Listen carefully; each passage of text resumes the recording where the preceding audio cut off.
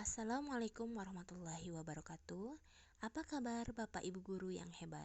Bertemu dengan kurikulum merdeka yang mencari tahu mengapa kurikulum perlu berubah, seperti apa dan karena apa. Mari kita cari tahu jawabannya.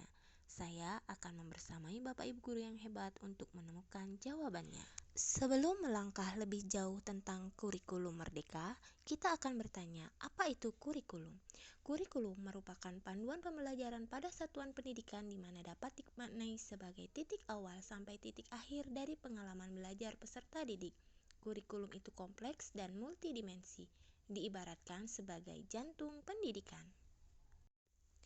Kurikulum juga merupakan seperangkat rencana dan pengetahuan mengenai tujuan, isi, dan bahan pelajaran serta cara yang digunakan sebagai pedoman penyelenggaraan kegiatan pembelajaran untuk mencapai tujuan pendidikan tertentu.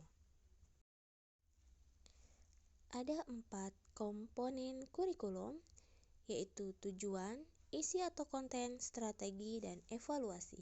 Seluruh komponen harus dapat menempatkan kebutuhan, pendapat, pengalaman, hasil belajar, serta kepentingan peserta didik sebagai pengembangan kurikulum karena kurikulum dirancang untuk kebutuhan peserta didik.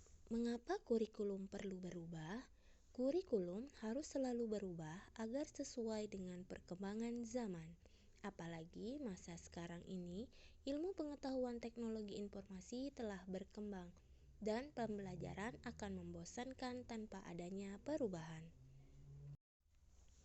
Pengaruh pembaharuan kurikulum sangat banyak penyebabnya, dimulai dari KTSP 2006, KTSP 2013, dan sekarang Merdeka Belajar.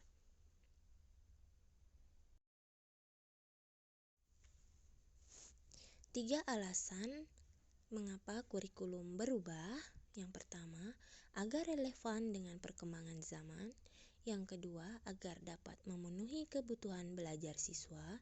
Yang ketiga, agar dapat menyiapkan generasi masa depan yang visioner.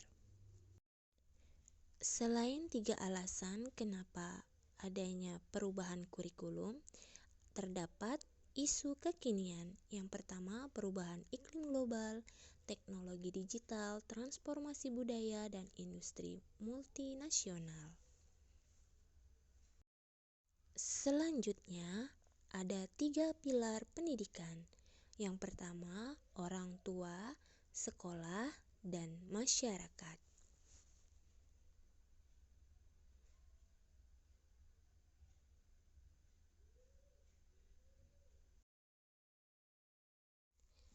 Maksud pendidikan menurut Ki Hajar Dewantara adalah menuntut segala kekuatan kodrat yang ada pada anak-anak agar mereka dapat mencapai keselamatan dan kebahagiaan yang setinggi-tingginya baik sebagai manusia maupun sebagai anggota masyarakat.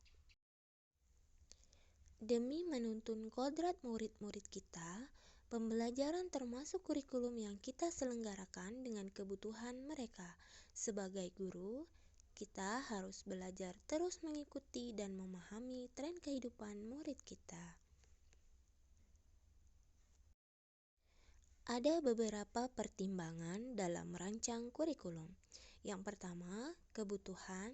Kedua, pengalaman.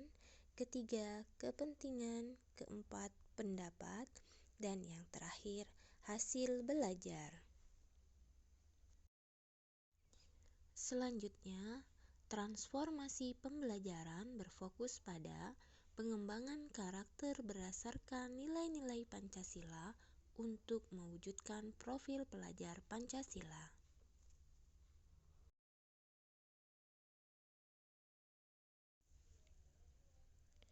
Kurikulum bersifat dinamis dan terus dikembangkan atau diadaptasi sesuai konteks karakteristik murid sesuai kebutuhan mereka. Dengan ini, kurikulum menjadi sangat penting. Mengapa kurikulum perlu mengalami perubahan? Demikianlah Bapak Ibu guru yang hebat. Semoga dapat menambah inspirasi dan juga menjadi masukan bahwasanya kurikulum perlu mengalami perubahan. Selamat belajar dan teruslah berproses. Salam hebat. Terima kasih. Wassalamualaikum warahmatullahi wabarakatuh.